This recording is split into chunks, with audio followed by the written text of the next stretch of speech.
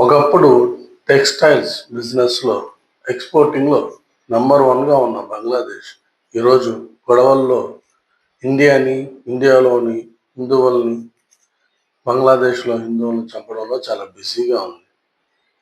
ఎందుకు? దానికి కారణం ఏంటి? పాకిస్తాన్ నుంచి బాధలు పడుతున్న బంగ్లాదేశ్కి ఇండియా వల్లే విముక్తి అనేది కలిగింది, అంటే స్వతంత్రం వచ్చింది. మరి అలాంటి ఇండియా మీద ఎందుకు బంగ్లాదేశ్ విషం చిమ్ముతుంది? దీనికి కారణం అసలు మాస్టర్ ప్లాన్ ఏందో తెలుసుకున్నాడు అమెరికా. ఈ అమెరికా ఏం చేస్తుందంటే కొన్ని దేశాల మీద డైరెక్ట్గా అటాక్ చేయకుండా వాటిని నైబర్, అంటే వాటి దగ్గరలో ఉండే దేశాలకి ఆ దేశాలకి గొడవ పెట్టి అవి రెండు కొట్టుకుంటూ ఉంటే ఈ అమెరికా వెళ్ళి పెద్దన్నలాగా సర్దుమాటు చేసే ప్రయత్నం చేస్తుంటుంది అనమాట. వాళ్ళకి వెపన్స్ అమ్మేది అమెరికానే, ఈ దేశానికి వెపన్స్ అమ్మేది అమెరికానే. ఇలా ఒక యుద్ధాన్ని క్రియేట్ చేసి ఆ యుద్ధంలో ఆయుధాలను అమ్ముకుని లాభం పడి ఆ యుద్ధాలు ఆ వెపన్స్ కొనేదానికి వాడేదానికి అన్నిటికీ ఎలాగో డాలరే ఉపయోగిస్తారు కాబట్టి ఆ డాలర్లో కూడా లాభపడి పెద్దన్నగా చలామణి అవుతుంది. అలాగే యుద్ధం ఏదో ఒక దేశంలో గెలుస్తుంది కాబట్టి యుద్ధం గెలిపించిన దానికి గెలిచిన దేశం నుంచి కొంత అమౌంట్, కొన్ని ప్లేసెస్, కొంత ఆయిల్ ఉంటే ఆయిల్, అక్కడ ఏదైతే ఖనిజాలు అయితే ఉంటాయో అవి ఫ్రీగా తీసుకుంటుంది. ఓడిపోయిన దేశంలో కూడా అలాగే అక్కడున్న ఖనిజాలు ఏదైతే మ్యాన్ పవర్ ఎక్కువ ఉంటుందో అక్కడ కూడా దాని చూపిస్తుంది అన్నమాట. అక్కడి నుంచి కూడా నొక్కేయడం చేస్తుంటుంది. ఇది అమెరికా ప్రతి దేశం పైన చేసే రెగ్యులర్గా అలా చేయడం వల్లే అది బతుకుతుంటుంది. అందువల్ల ఇది ప్రపంచంలోకి నెంబర్ 1 స్థానంలో అమెరికా కొనసాగుతూ ఉంది. ప్రతి ఒక్క దగ్గర చూసుకుంటే ప్రతి దేశానికి ఒక శత్రు దేశం అనేది పెట్టేస్తుంటారు. మన దేశానికి వచ్చేవాడికి భారత్, పాకిస్తాన్, బంగ్లాదేశ్ ఇవి మూడు ఒకప్పుడు ఒకే దేశం. అదే మన భారతదేశం. బ్రిటిష్ వాళ్ళు వెళ్ళేటప్పుడు పాకిస్తాన్ని సపరేట్గా, బంగ్లాదేశ్ని సపరేట్గా కాకుండా పాకిస్తాన్లో బంగ్లాదేశ్ ఉంది, పాకిస్తాన్ ఇక్కడ ఉంది, బంగ్లాదేశ్ ఇక్కడ ఉంది, మధ్యలో ఇండియా ఉంది. ఇప్పుడు చేస్తే ఇది పాకిస్తాన్ చేయాలి, దీన్ని ఇంకో దేశంగా చేయాలి. బంగ్లాదేశ్ కాకపోతే అప్పుడు బంగ్లాదేశ్ పేరు అయింది, కానీ అంతకుముందు అలా కాదు. లెఫ్ట్ పాకిస్తాన్, రైట్ పాకిస్తాన్ అని ఉండేదన్నమాట. మరి ఇటు సైడ్ పాకిస్తాన్, ఇవి రెండు ఒక దేశాలు ఎలా అవుతాయి? మధ్యలో దాదాపు 1000 కిలోమీటర్ల దూరం ఉన్నప్పుడు ఇక్కడొక ముక్క, ఇక్కడొక ముక్క, అవి రెండు ఒక దేశం ఎలా అవుతుంది అసలు? అలా ఎలా విభజన చేశారు? ఏమైనా అర్థం ఉందా? అప్పుడులో మన నాయకులు దాన్ని ఒప్పుకున్నారు. అంటే ఇండియాని మధ్యలో 3 భాగాలుగా చేసేయాలని ప్లాన్ తోటి బ్రిటిష్ వాళ్ళు అలా దేశాన్ని విడగొట్టారు. ఇటుపక్క లెఫ్ట్ పాకిస్తాన్, ఇటుపక్క రైట్ పాకిస్తాన్ అని విడదీసి అవి రెండు ఒక దేశంగా పెట్టి మధ్యలో భారతదేశాన్ని విభజించారు. ఆ రోజు ఎవరు మాట్లాడలేదు. మన చాచార్యులు, ఈ గాంధీజీ చేసిన ప్లాన్లో అదొక భాగం అన్నమాట, భారతదేశం ముక్కలుగా విడిపోవడానికి.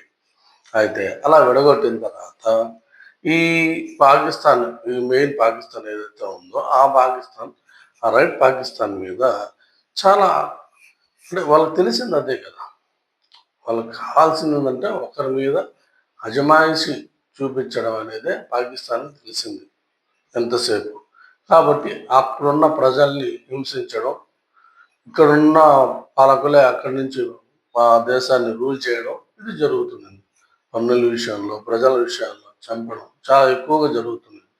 కాబట్టి దీన్ని చూసిన భారత్, బంగ్లాదేశ్ నుంచి చాలామంది ఇండియాలోకి వచ్చేస్తూ ఉంటే అప్పుడున్న మన ఐరన్ లేడీ ఇందిరాగాంధీ బంగ్లాదేశ్కి సహాయం చేసింది అనమాట. అక్కడ ఉన్న వాళ్ళని పిలిపించుకుని వాళ్ళకి ట్రైనింగ్ ఇచ్చి వాళ్ళ దేశం పాకిస్తాన్తో పోరాడే విధంగా చేసి, ఎందుకంటే ఆమెకు ఈ ప్లాన్ తెలుసు. పాకిస్తాన్ నుంచి బంగ్లాదేశ్కి మధ్యలో రూట్ లేదు, మధ్యలో ఇండియా ఉంది. కానీ రేపన్నాడు వీళ్ళు కావాలనే ఇలా విడదీశారు. రేపనాడు పాకిస్తాన్ నుంచి బంగ్లాదేశ్కి ఒక ఈ సైజ్ అనేది ఒకటి ఏర్పడితే అటు పైన ఉండేది వేరే దేశం, ఇండియా అనేది 3 ముక్కలు అయిపోతుంది అని తెలుసుకునింది కాబట్టి ఆమె బంగ్లాదేశ్ని సపోర్ట్ చేసి పాకిస్తాన్ నుంచి స్వతంత్రం బంగ్లాదేశ్కి ఇచ్చింది అనమాట. దానికి అసలు కారణం అది. అయితే భారతదేశం వల్లే విముక్తి స్వతంత్రం పొందిన బంగ్లాదేశ్ అది ఈరోజు పూర్తిగా మర్చిపోయింది. దానికి కారణం ఏంటి? ఒకప్పుడు టెక్స్టైల్స్ నెంబర్ 1 పొజిషన్ బంగ్లాదేశ్. ప్రతి టీషర్టు ప్రపంచంలో చాలా వరకు టీషర్ట్స్ అక్కడి నుంచే ఎక్స్పోర్టింగ్ అయ్యాయి. ఇవి ఈరోజు ఉద్యోగాలు లేవు, ఏమీ లేవు. అసలు కారణం ఏంటంటే ఈ అమెరికానే కారణం. ఎలా అంటే మనకి పాకిస్తాన్ పక్కల బల్లం లాగా బ్రిటిష్ వాళ్ళు పెట్టేసి వెళ్ళారు. ఎందుకంటే ఈ గొడవలు జరుగుతూనే ఉండాలి అనే లెక్కలో చేసిపోయారనమాట. ఇదే అదనగా ఈ ప్రపంచంలో నెంబర్ 1గా ఉండే అమెరికా దాన్ని చూసుకుంటూ ఉంది. పాకిస్తాన్లో ఏమీ లేకపోయినా దానికి వెపన్స్ని అమ్మడం, ఇటు ఇండియాకి వెపన్స్ అమ్మడం చేసుకుంటూ ఉంది హ్యాపీగా. ఈ కాన్ఫ్లిక్ట్ అనేది ఇండియా అప్పట్లోనే ఒక 40-30 సంవత్సరాల ముందే ఇండియా గ్లోబల్గా అంటే ప్రపంచంలోనే నెంబర్ 1 దేశంగా ఎదుగుతుంది అని అప్పటి ఎక్స్పర్ట్స్ అందరూ గెస్ చేశారు, అంచనా వేశారు అనమాట. మీరు చూడొచ్చు, నిజమే.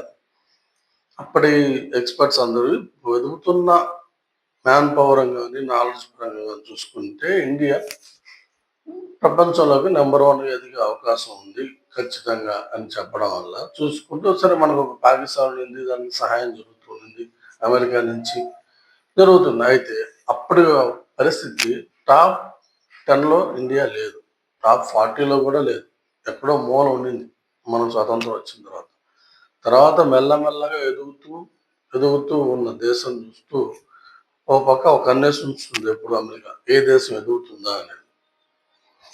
అలా ఎదుగుతూ టాప్ 10లోకి వచ్చింది, టాప్ 7లోకి వచ్చింది. ఈరోజు టాప్ 5లో ఉన్నాము. ప్రపంచంలోకి టాప్ 5, నిజం చెప్పాలంటే టాప్ 3 దగ్గరలో ఉన్నాం, కానీ టాప్ 5 స్టాండర్డ్ ప్లేస్ ఉంది ఇండియాది. ఇది అమెరికా జీర్ణించుకోలేకపోయింది.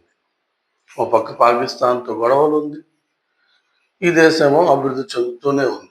టాప్ 5 అంటే America, China, Russia, Japan, India, అంతే.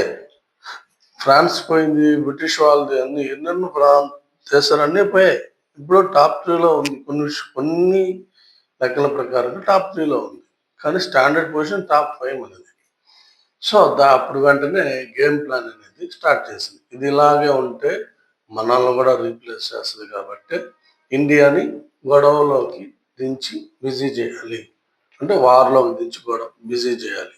అలా చేయాల్స్తే ఆ పనిలో ఉండి ఇండియా మళ్ళీ వెనక్కి వెళ్ళిపోతుంది, మనకి ఇబ్బంది రాదు అనే ప్రాంతంతో ఈ బంగ్లాదేశ్ని మనకి అండగట్టింది అన్నమాట. బంగ్లాదేశ్లో ప్రభుత్వం మార్పించడం, అక్కడ గొడవలు పెట్టడం, బంగ్లాదేశ్ని ఇండియా మీదకి ఊసిగొలపడం, దానికి కావాల్సిన డబ్బు వేరే రకంగా ఇప్పించడం. పాకిస్తాన్కి డబ్బులు అమెరికానే ఇస్తుంది, ఇప్పుడు బంగ్లాదేశ్కి డబ్బులు కూడా అమెరికానే ఇస్తుంది. ఎందుకు ఇస్తుంది? ఏ కారణం సాధిస్తుంది? ఇండియాని బిజీగా ఉంచే కారణం సాధిస్తుంది. ఈ గొడవల వల్ల ఈ వార్లో ఇండియా బిజీ అయిపోతే అభివృద్ధి అనేది జరగదు. అప్పుడు మెల్లమెల్లగా ఎక్స్పోర్టింగ్ తగ్గిపోతాయి. మీరు చూడండి, అమెరికా మన దేశం మీద 50% టారిఫ్లు వేసింది. 50% ఏ దేశం మీద లేవు అంతగా. ఎందుకు వేసింది? అభివృద్ధి చెందుతున్న కరువు పంట ట్రంప్కి. ఇప్పుడు ఈ బంగ్లాదేశ్ కాన్ఫ్లిక్ట్ కూడా అందుకోసం వచ్చింది. అవి ఎప్పటికీ ఆగవు, ఎందుకంటే వాళ్ళకి ఫండ్స్ వస్తుంది, రెచ్చగొడుతున్నారు, యువత, అర్థం పర్థం లేని తెలివితేటలు లేని యువత దాని మీద రెచ్చిపోతున్నారు. ముందు మనం వీళ్ళతో పోరాడుతూనే అమెరికాని కట్ చేయాలి, దానికి బుద్ధి చెప్పాలి. లేకపోతే ఇలాగే మనకి శ్రీలంకను కూడా తయారు చేస్తుంది. ఆలోచించింది, ఒక పక్క పాకిస్తాన్, ఇంకో పక్క బంగ్లాదేశ్, కింద శ్రీలంక కూడా తయారైతే మన పరిస్థితి ఏంటి? టాప్ 5-10లో కాదు, టాప్ 100లో కూడా ఉన్నాం. ఎందుకంటే అది మనం ముగ్గురుతో యుద్ధాలు మనం చేయలేం కదా, అందుకోసం. కాబట్టి అమెరికాతో జాగ్రత్తగా ఉండాలి. ఇది అసలు కారణం. మనకి ఇప్పుడు ఇన్ని గొడవలు ఇన్ని జరగడానికి కారణం అమెరికానే.